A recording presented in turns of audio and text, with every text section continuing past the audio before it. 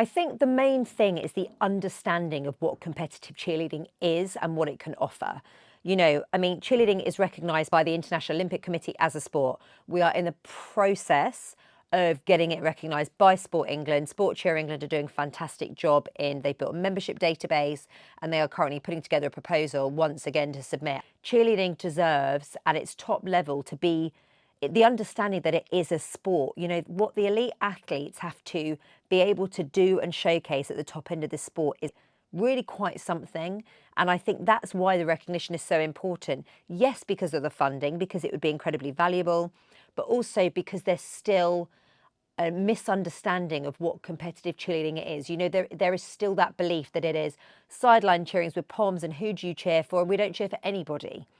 We cheer for ourselves, but actually competitive cheerleading is a sport in its own right. Unity has been going for a really long time. We're about to head into our 19th season, and it's taken a long time to build the program to the level that it's at and to be competitive globally.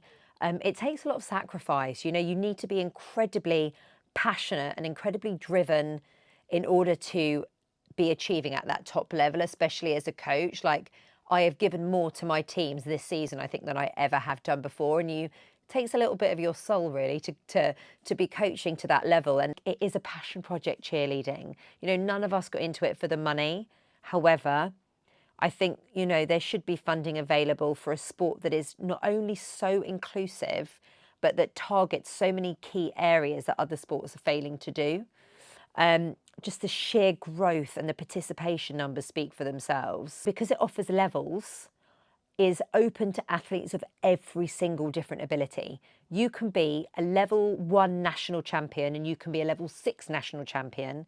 You don't have to be at the top of your skill set to have a success nationally, to compete internationally. There is also an adaptive abilities division at the ICU World Championships, and we also have a cheer abilities team right here in our gym called Unity All Stars Platinum for athletes with additional needs who also get to participate in a team sport. There is not a lot open to those athletes. It's been incredibly popular, and it's just so amazing to see how much these kids enjoy doing something with their friends in a team setting where they get to go and compete and to receive sort of accolades and success.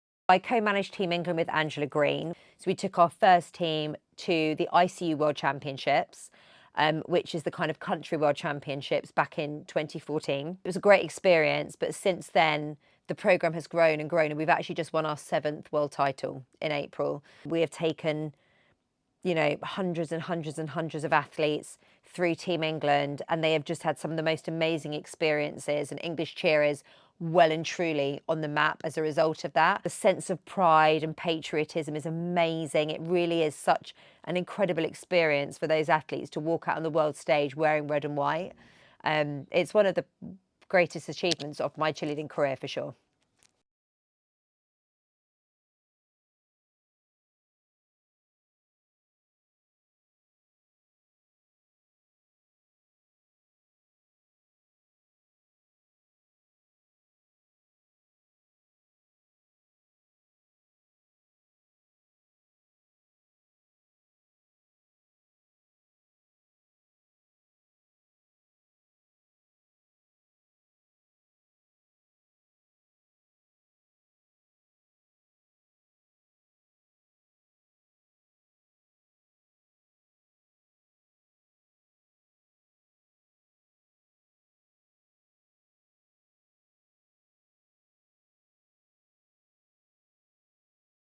there is so much that goes into being a cheerleading coach aside from just understanding the skills and teaching the skills. You know, when you're working with young girls in sport, when you're working with teams, when you're having to ensure that people are working well together, when there is so much intricacy involved in what we do, you know, it's a difficult sport to coach. And there are some really fantastic coaches coming through with a lot of excitement for the sport who are really sort of pushing to make it their full-time jobs.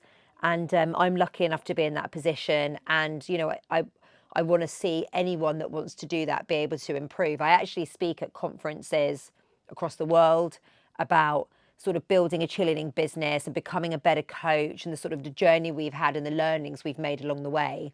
And I'm always really excited to share that because I feel like cheerleading is one of those sports that has a really great community around it. And those learnings are things that should be shared because this is a team sport, you know, and as coaches, like, you know, we should be able to understand the value in team and be able to share those experiences along the way.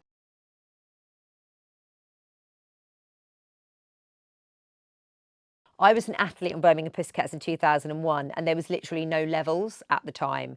And then there was like novice, intermediate, advanced, but it was really just like do whatever you want, bit of a free for all, you know. So to go from where that was to where it is now and the governance that it's now seeing has been an enormous change, but there's still a really long way to go. You know, there really is. We're still working really hard for there to be greater transparency in how, you know, things like world's bids are given and to try and align the scoring process across all the different event producers and to kind of grow the sport internationally. So there's still a long way to go, but it has come so far in terms of the levels and creating structure and providing pathways and further opportunities for growth. And it's been really exciting to be part of that.